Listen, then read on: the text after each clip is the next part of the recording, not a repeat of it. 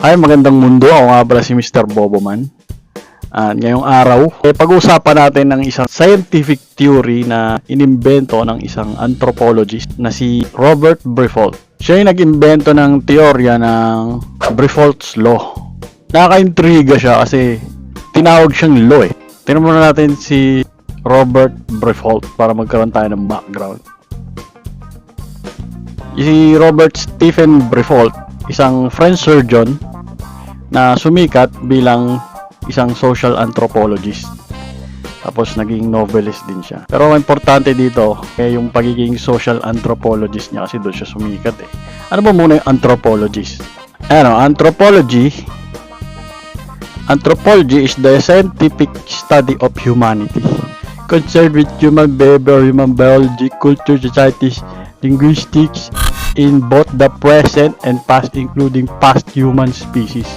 Pinag-aaralan niya yung behavior ng tao ngayon tsaka yung mga sinauna pang tao kasi konektado yan eh.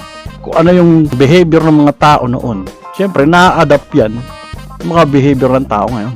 Nag-aaral sila ng pag-iisip kasi doon naman nagmumula yung behavior eh, pag-uugali ng mga tao. So yun ang pinag-aaralan ng anthropologist. Yun, so nalaman na natin kung ano yung anthropology at kung sino si Briffault's Law. Pag-usapan naman natin ngayon kung ano yung Briffault's Law.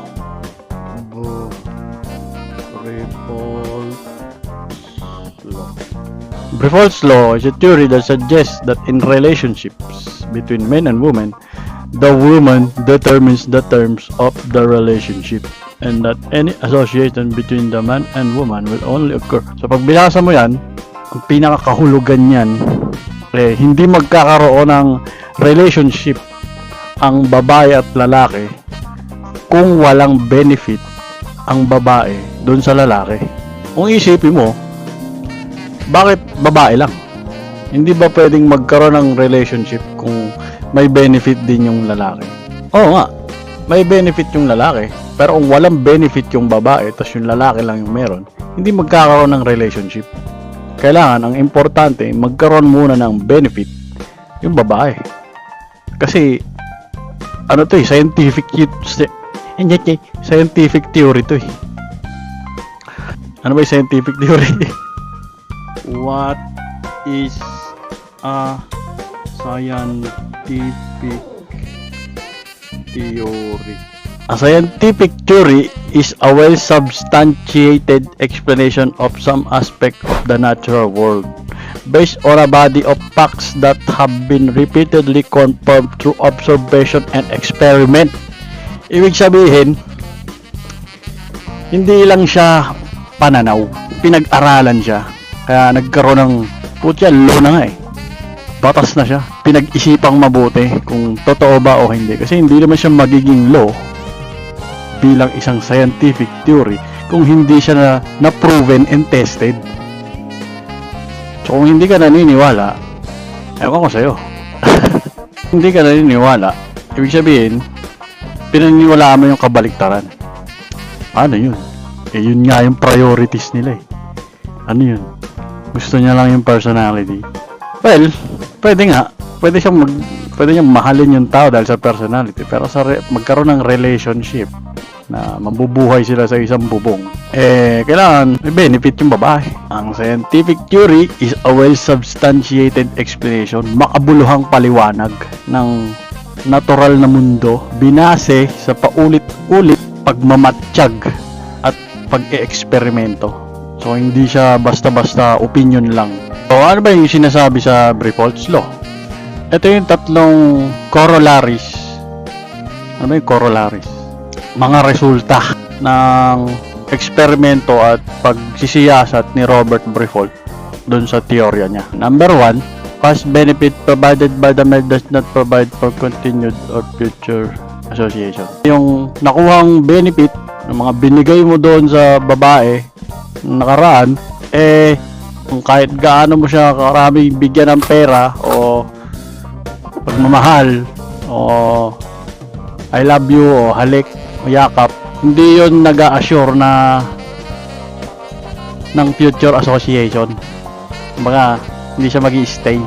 Number 2, any agreement where the male provide the current benefit in return for the perpetual attention is null and void as the male provided the benefit. So, kunyari, meron kayong agreement na pag binilhan mo ako ng bahay, mamahalin kita habang buhay. Nabigay mo na yung bahay. Wala na. Null and void na yon as soon as the male has provided the benefit. So, kailangan, wag mo siyang bibilan ng bahay. Kasi, theory nga ito eh. Mas marunong ka pa sa anthropologist. Ganon. Number 3. A promise of future benefit has limited influence on current future association with the influence inversely proportional. Teka lang medyo mahirap to i-translate eh. Yung promise mo sa kanya na kunyari may mabe-benefit siya sa future, kunyari bibigyan mo siya ng ganito o kaya magiging ganto ka, magiging maginhawa yung buhay yung dalawa, meron lang limited influence sa pakikitungo niya sa'yo. Baga nakadepende yung kung gaano katagal mo matutupad yung pangako na yon, saka kung gaano siya naniniwala sa'yo. Kasi mahalaga nga daw malaman to ng mga kalalakihan eh.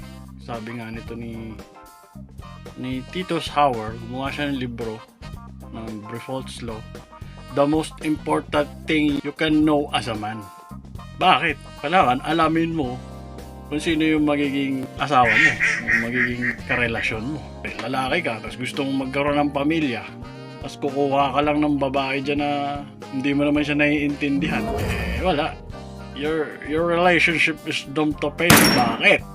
Kasi nga, sabi din sa Brefault's Law maintains that the female, not the male, determines all the conditions of the animal family. Applicable na to sa lahat ng hayop Hindi na to para sa mga tao. Yung babae, yung may pasya kung magkakaroon kayo ng relasyon. Kaya nga, sila yung commander eh. So, wala akong maintindihan mo si commander. Kasi kung hindi, yari ka sa gobyerno. Yari ka kay general. Where the female can derive no benefit from association with the male, no such association takes place. So, wala siyang magiging pakinabang sa'yo. Ano pang dahilan kung bakit siya sasama sa'yo? Diba? Practical lang. Nakakalungkot. At the same time, nakakatuwa. Kasi, dinidemystify nitong scientific theory na to, yung love. Hindi na applicable yung mamahalin kita maging sino ka man. Yung statement na yun, ito pinag-aralan to eh. Yung statement na yun, pakiramdam mo lang eh. Hindi kayo magkasama ngayon dahil love ka lang niya. Meron siyang pakinabang na nakukuha sa'yo. At yung pakinabang na yun, once na hindi mo na nabibigay, nasa peligro na yung relasyon nyo. Kasal man kayo o hindi. Pero nga sabi dito ni Dale Hartley, I do not present Brefault's Law as fact, nor do I dismiss it as fiction. It is something to think about. Theory nga siya eh. So, hindi ka basta-basta maniniwala sa theory, kailangan mo siyang bangga sa experience. Para maniwala ka na totoo tong scientific theory na to, kailangan magkaroon ka ng experience. O kailangan mo ng first-hand personal experience na pag tinigil ko bang sustentuhan to, mamahalin niya pa rin kaya ako. Kasi nakalagay sa kasal namin, richer or poorer, death do us part eh. Totoo kaya yun? Nope. Nag-aido naman siya. Malamang totoo yun. Brefault embellishes this truism by asserting that intimate relationships between men and women result from a calculated cost-benefit analysis by women. Kumbaga, kalkuladong ching-chong. Hindi naman din tinutukoy kung pera lang, kung ano yung maging pakinabang. Hindi lang to basta sa pera, social status, sexual compatibility, anticipated future happiness, emotional security, and the male's capacity for fatherhood. Lahat ng benefit na yan, kailangan patuloy mong pinoprovide sa kanya. Once na natigil yan, doon na delikado ang inyong relasyon. In economics, there exists the concept of diminishing marginal utility. Parang related din siya sa anthropology. The benefit derived from a product lessens with each successive unit consumed. Halimbawa, milk tea. Unang tikim mo ng milk tea, sa sobrang sarap, hindi mo siya makalimutan first time mo eh. So, kada bili mo ng milk tea, nagdi-diminish yung pleasure na nakukuha mo dun sa product na yun. Pababa siya ng pababa. Habang kinokonsume mo yung milk tea na yun araw-araw, nagsasawa ka. Applicable din siya sa ibang tao. Paano natin i-apply sa asawa mo? Halimbawa, ano bang benefit na nakukuha sa'yo ng asawa mo? Kung yun yung nakapagpa-oo sa kanya, magpakasal sa'yo, pababa ng pababa mo siya nasasatisfy habang continuously mo binibigay yung benefit na yun. Kunyari, pumunta ka sa restaurant, gutom ka, yung unang order na binigay sa'yo, sobrang sarap nun kasi gutom na gutom ka eh. Habang parami ng parami yung nakakain mo, hindi ka na ganun nasasarapan doon sa kinakain mo compared doon sa una mong tikim nung gutom na gutom ka. We accept by false law at face value. Women derive diminishing marginal utility from their relationships with men after acquiring the desired benefits. Quite the romantic that by fault. Yun nga yung nakakalungkot at the same time nakakatuwa kasi dinidemystify niya yung romanticism. Naiintindihan mo na ang pag-ibig. Naiintindihan mo na kung bakit siya nagkakagusto sa'yo at kung bakit ka niya aayawan. Hindi ka na mapapakanta ng lumilipad kayo tapos iniwan ka niya sa ere kaya nakakaputang ina. Isa sa mapait na katotohanan na hindi madaling matanggap. Hindi ka nila mamahalin kung wala silang pakinabang sa'yo. Baga kung babae ka, bakit ka makikipagrelasyon sa isang lalaking wala ka namang pakinabang sa kanya? Yung number 3, benefits man already brought to woman are absolutely irrelevant if he's not able to bring anything more. Kaya kailangan continuous kasi pag once na huminto yun, wala na. Hihinto na rin yung relationship nyo. Ibig sabihin, hindi totoo yung unconditional na romantic love. Nakakatamad.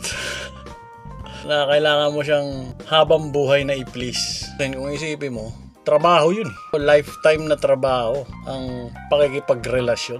Lalo na kung walang alisan, kagaya ng pag-aasawa. Hassle pa pag iniwanan mo siya. This explains why women are so often dissatisfied with life in general and with their men in particular. They have no gratitude. If you've been married for 20 years, whatever sacrifices you made in the first decade are completely irrelevant. Kumbaga kung magkasama na kayo ng 20 years, you fucked anything up in the same time frame, lahat ng mga ginawa, pinaprovide mo sa kanya, hindi mo napatunayan yung sarili mo sa kanya. Wala. Goodbye na. Thank you na lang. Importante kasing alam mo itong mga bagay nga na to eh. Hindi lang basta alam. Dapat meron ka ring theory at experience para makumbinsi ka na totoo itong mga ganitong informasyon. Hindi lang dito sa Pilipinas nangyayari. Nangyayari to sa buong mundo. Ibig sabihin, yung software ng mga babae pare-parehas. Pwede ring i-dispute nila yung ganitong klaseng informasyon. Mas maganda nga ring ipawalang katotohanan nila to eh. Hindi totoo yung false law eh. Kesa yung malaman mo pa after 20 years na baliwala lang lahat ng pagod mo. A blessing in disguise, or just broke and pitiful.